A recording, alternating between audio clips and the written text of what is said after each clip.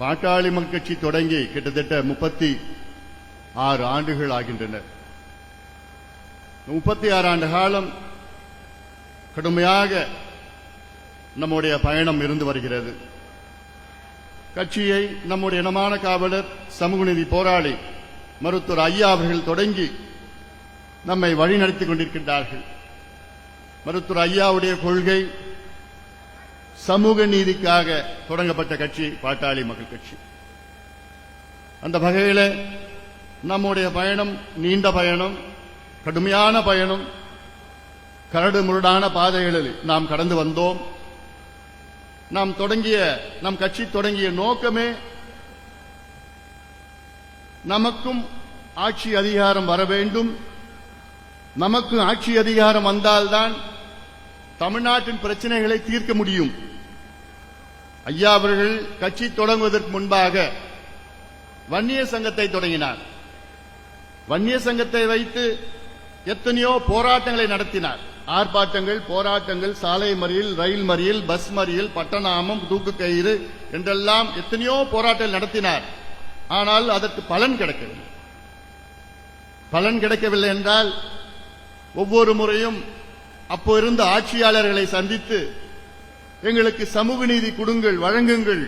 எங்களுக்கு என்றால் வன்னியர்களுக்கு மட்டுமல்ல, பட்டியலின சமுதாயத்தை சார்ந்தவர்கள், அடக்கப்பட்ட மக்கள், ஒடுக்கப்பட்ட மக்கள், பாதாளத்தில் இருக்கின்ற மக்கள் எல்லாம் சமூக நீதி வேண்டும் என்று ஐயா அவர்கள் வன்னிய சங்கத்தை தொடங்கி பிறகு பார்த்தார், இது பத்தாது, இது போதாது என்றுதான் கட்சியை தொடங்கினார். சமூக நீதி அடிப்படையில் தமிழ்நாட்டில் இன்று எத்தனையோ கட்சிகள், அமைப்புகள் இருக்கிறது.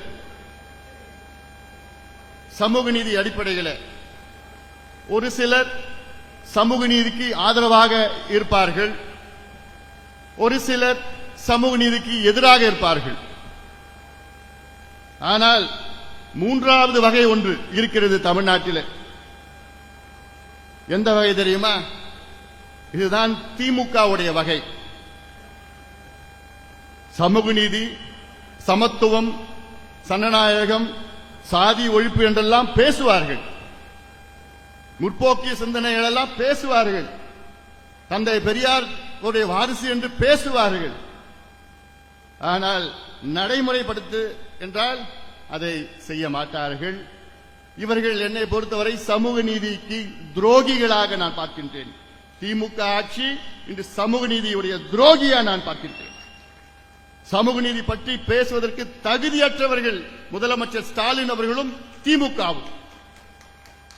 உங்களுக்கு அதிகாரம் இருக்கிறது, ஆட்சி இருக்கிறது, தமிழ்நாட்டை ஆண்டு கொண்டிருக்கிறீர்கள்.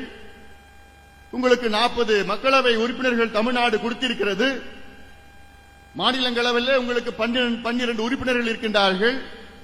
இவ்வளோ அதிகாரம், இவ்வளோ ஆட்சியும் வைத்துக் கொண்டு உங்களால் தமிழ்நாட்டிலே ஒரு துரும்பு கூட சமூக நீதிக்காக உங்களுக்கு பங்களிப்பு இல்லை என்றால் எதற்கியா உங்களுக்கு ஆட்சி? எதற்கு உங்களுக்கு அதிகாரம்? எதற்கு இந்த பேச்சு? தந்தை பெரியாருடைய வாரிசு, அண்ணாவுடைய வாரிசு, கலைஞருடைய வாரிசு என்றால் வீண் பேச்சு. என்ன வசனம் பேசிக் கொண்டிருக்கிறீர்கள்? யாரை ஏமாற்றிக் கொண்டிருக்கிறீர்கள்? இதற்காகத்தான் பாட்டாளி மக்கள் கட்சி தொடங்கப்பட்ட கட்சி அது.